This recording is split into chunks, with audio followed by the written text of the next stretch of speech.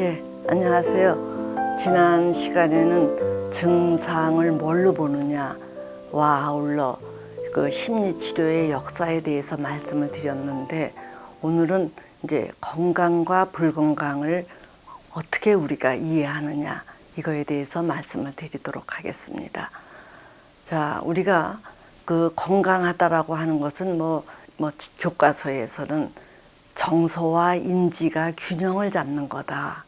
그리고 불건강이라는 것은 뭔가 이게 정서와 인지 사이의 불균형이라든가 뭔가 결여된 것을 의미한다라고 얘기하는데, 이렇게 얘기하는 게 너무 어렵다면은 아주 쉽게 이해하시면 돼요. 건강한 사람은 대화가 잘 되는 사람, 불건강한 사람은 대화가 잘 안 되는 사람, 이렇게 여러분들이 이해하시면 큰 무리가 없을 거예요. 그래서 저도 건강한 사람과 불건강한 사람을 별개로 취급을 하는 게 아니라 한 연속선상에서 가장 건강한 사람을 우리가 성인이라고 하고, 가장 불건강한 사람을 광인이라고 해요. 자, 그러면 성인과 광인, 즉 미친 사람의 차이가 뭐냐면 이게 의사소통 능력이에요. 자, 이 어휘를 보더라도 이게 성인에서 이게 귀자지요. 리스닝. 그리고 이게 입구변이에요. 스피킹. 리스닝과 스피킹에 있어서 이게 배트림자예요. 얼마나 촘촘하게 클리어하냐. 그래서 리스닝과 스피킹을 잘하는 사람을 우리가 대화가 능한 사람, 즉 성인이라고 해요. 그래서 성인이라고 하면은 막 좀 이상한 기적을 일으키고 대단히 도덕적으로 훌륭하고 이런 의미도 있지만, 현대적인 의미로는 남의 말을 잘 듣고 자기가 이해하게 하고자 하는 것을 선명하게 왜곡 없이 할 수 있는 사람, 즉 건강한 사람이 성인이죠. 반면에 이 광인이라고 하는 것은 이 중구난방이라는 거예요. 남의 말을 듣는데도 자기 식대로 듣고, 사랑한다고 얘기해야 할 시점에 이상하게 꼬고 쑥스럽다라는 이름 아래 엉뚱하게 얘기하고, 이런 것들이 다 사실은 불건강해요. 자, 그래서 이 성인과 광인을 이제 나누면서 위로 올라갈수록 우리가 그 사람하고 얘기하면은 뭔가 좀 속이 뻥 뚫려, 시원해, 이렇게 얘기를 해요. 그러니까 자연히 이 잘 듣고 말하는 사람 주변에는 사람들이 꼬이지요. 왜 꼬이느냐 하면, 내가 비록 좀 설사 실수를 했어도 그 사람이 노여워하지 않고 잘 새겨서 알아듣는다는 얘기예요. 비록 내가 조금 실수를 했어도 그 상대편이 오늘 무슨 기분 나쁜 일이 있나? 뭐가 요새 좀 불편한가? 이렇게 하고 그렇게 노여워 안 한다는 얘기예요. 자, 그런데 이 밑으로 처지는 사람일수록 어떻게 해요? 나는 그런 뜻으로 안 했는데 굉장히 바짝 틀어져 있고 오해를 하고, 그래서 씩씩거려요. 그러면 이제 한두 번은 아니 그게 아니고 하고 이렇게 자꾸 그걸 풀어주려고 하죠. 그렇지만 이제 그것이 반복되면 피곤해, 이렇게 하면서 그 사람 곁에 가까이 가기를 우리가 좀 어려워한다는 얘기예요. 그래서 여러분들이 자기의 정신건강을 잘 알고 싶으면요, 쉽게 내가 잘 삐치는 사람인가? 이렇게 여겨보시라는 얘기예요. 만약에 여러분이 스스로 생각하기에 자기가 잘 삐친다 그러면 정신건강이 파이예요. 별로라는 얘기예요. 예? 이해하셨죠? 자, 그런데 이 리스닝과 스피킹을 잘 하려면은 아주 건강해야 된다라는 건데, 이 건강해지려면은요, 증상이나 어떤 맺힌 거로부터 벗어나 있는 사람이 곡해를 덜 해요. 자, 그래서 오늘 우리는 증상이라는 게 과연 뭐냐? 증상이 어떠한 과정을 통해서 형성되었는가? 이거를 한번 살펴보시는 게 좋을 것 같아요. 자, 이제 사람들은 누구를 막론하고 기본적인 욕구가 있어요. 자, 욕구가 있는데 사람의 경우 죽으나 사나 자나 깨나 늘 그 추구하는 욕구는 인정받고 싶은 욕구예요. 인정. 자, 즉 뭐 다른 말로 얘기하면은 사랑받고 싶은 욕구라고 해도 과언이 아니에요. 우리는 왜 이렇게 인정에 목을 매느냐 하면은 이거는 우리의 발육 기간과 상관이 있어요. 어떤 다른 동물들은 태어난 지 뭐 몇 시간 만에 자기가 띠뚱띠뚱 걸어 다니기도 하고 한 두서너 달만 키워줘도 자기 혼자 이렇게 살아갈 수가 있어요. 거기에 반해서 사람은 최소한도 5, 6년을 키워줘야 생존이 가능하다 그래요. 근데 요즘에는요, 5, 6년 정도 키워주는 것 갖고는 이게 어림도 없다 그래요. 한 20년은 키워줘야 된다고. 고등학교를 졸업할 때까지는 키워줘야 사람 구실을 한다. 이렇게 봐요.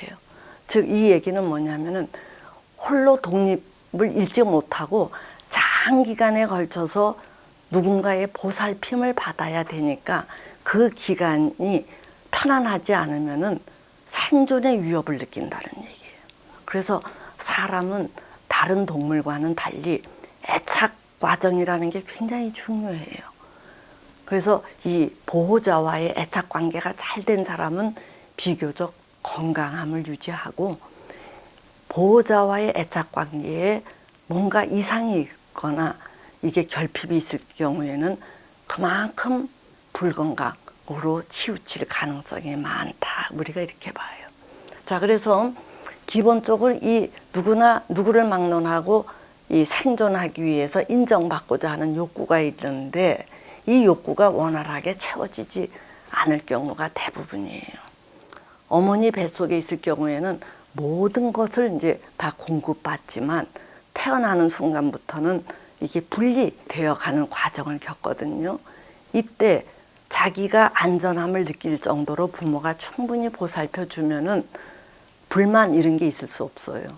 자, 그런데 부모가 뭐 맞벌이 하느라고 바쁘다든가 이혼을 한다든가 또는 형제들 사이에서 치인다든가 뭐 이럴 경우에는 이 욕구가 안 채워지니까 자연히 불만을 갖지요. 자, 그런데 정신건강이라는 것은 이 불만이라는 것을 그때그때 잘 처리해내면은 이 속이 깨끗해요. 자, 그런데 이 불만을 그때그때 이 털어내지 못할 경우에는 이제 여기서부터 탈이 나요. 불만을 왜 그때그때 못 털어내느냐 하면은 내가 아무리 그 속상한 사인을 내도 귀담아 들어주지 않는다거나 또는 그렇게 불만을 이제 찡찡거리는 식으로 표현했을 경우 오히려 더 불이익을 받는다든가 이렇게 되면 이 불만을 처리해낼 수가 없어요. 자, 그런데 이러한 불만이라는 것을 내가 늘 의식하고 있으면은 굉장히 내가 우울하죠. 묵직하고. 그러니까 조금 자기가 스스로 자기를 살리기 위해서 방어를 하는 게 이게 억압을 해버린다는 얘기예요. 자, 억압을 하는데 이 억압한 거는 사라지는 게 아니라 어딘가에 이 퇴적을 이루어요. 그래서 속에 자꾸 이제 의식 위에서 밀어내면은 무의식적으로다가 뭔가 자꾸 쌓여서 퇴적층을 이루는데 이거를 우리가 일컬어서 분노라 그래요. 이 분노가 많이 쌓이면은 이 사람은 누구를 막론하고 이거를 이렇게 파괴적으로 분출하려는 속성을 갖게 되거든요. 그러니까 자기도 모르게 소소한 불만도 표출했다가는 불이익을 당할까봐 이거를 밀어냈는데 이런 것들이 파괴적으로 올라오려고 하면은 안 되겠죠. 그래서 이 분노가 올라오지 않도록 자꾸 심적 에너지, 사이킥 에너지가 이 분노를 이렇게 누르려고 이쪽에 쏠려요. 자, 그러다 보면은 나머지 에너지, 이제 사람마다 가용할 수 있는 에너지 총량이라는 게 있는데 이쪽으로 에너지가 많이 유실이 돼 버리니까 나머지 에너지를 갖고 현실에서 살려고 하다 보니까 뒤뚱뒤뚱 한다는 얘기예요. 자, 그런데 삶이라는 것은 사건의 연속이거든요. 그래서 끊임없이 크고 작은 외부 자극들이 와요. 뭐 또래에서 딸을 당했다든가, 또는 이사를 가서 새로운 친구를 사귀어야 한다든가, 또는 입시에 떨어졌다든가, 또는 실현을 당했다든가, 또는 투자한 거에서 손해를 본다든가, 이런 식의 외부 자극이 끊임없이 이제 올라오는데, 이때 외부 자극이 올 때마다 이 모든 사람은 여기에 긴장을 하게 마련이거든요. 즉 긴장 내지는 불안을 느끼죠. 그러면 이제 모든 것을 차치하고 이 외부 자극에 대응을 해서 이 불안을 극복하고자 하는 식으로 작동이 돼요. 자, 그런데 이때 평상시에 위태로웠던 사람들은 외부 자극이 왔을 때 이 불안을 느끼는 정도가 굉장히 커요. 자, 그런데 평상시에 아주 충실하고 이 분노에 유실되는 에너지가 없어서 이 에너지 총량을 현실에 다 적용하는 사람들은, 가용하는 사람들은 이 자극에 대해서 불안을 느껴도 금세 이겨내요. 자, 그런데 때는 이때다 하고 여기에 이 자극과 하고 씨름하는 사이에 분노가 이때다 하고 이것이 툭 가세가 될 경우에는 이 불안이 이 걷잡을 수 없을 정도로 증폭이 돼 버린다는 얘기예요. 자, 그러면 이 불안이 막 속에서 그 비합리적일 정도로 막 올라오면 나름대로 이 방어를 하죠. 그래서 방어하는 게 이제 가장 심플한 것이 외면을 한다든가, 또는 맛있는 걸 먹는 거는 즐거운 행동이니까 맛있는 쪽 또는 즐거운 쪽으로 타믹해 들어간다든가, 그러니까 음식을 과식을 하는 것도 마찬가지고, 어디 유튜브 또는 재미있는 거에 빠지는, 게임에 빠지는 것도 이 회피하는 거예요. 이제 이렇게 하면서 다양한 증상을 만들어내는데, 우울증도 증상이고, 손 씻는 것도 회피의 기제, 강박증도 증상이고, 뭐 거식증도 증상이고. 자, 그래서 이 방어가 자연스럽지 못하고 과도할 경우에는 그거를 우리가 다, 이건 뭐라고 하느냐면은 이제 사람마다 다른데, 이것을 우리가 일컬어서 증상이다, 이렇게 보는 거예요. 네? 자, 그래서 제가 여기서 말씀드리고자 하는 것은, 이 증상이라 그러는 것은 어떻게 뭐 아주 직선적으로 이러한 원인에 의해서 이것이 딱 튀어나온다, 이런 게 아니라, 겉으로 보기에는 하나의 증상이지만 이런 것들이 나타나기까지는 이런 복잡한 프로세스를 거쳐서 나온다, 이렇게 이해하시면 좋겠어요. 자, 그래서 우리는 이 증상이라 그러는 것을 이제 이런 복잡한 프로세스를 거쳐서 나오는 건데, 이것을 아주 몹쓸 것으로만 취급하는 것도 이게 곤란한 태도예요. 이 증상이라는 것은 그 사람으로서는 이 불안을 이겨내기 위한 나름의 타협책이라는 거예요.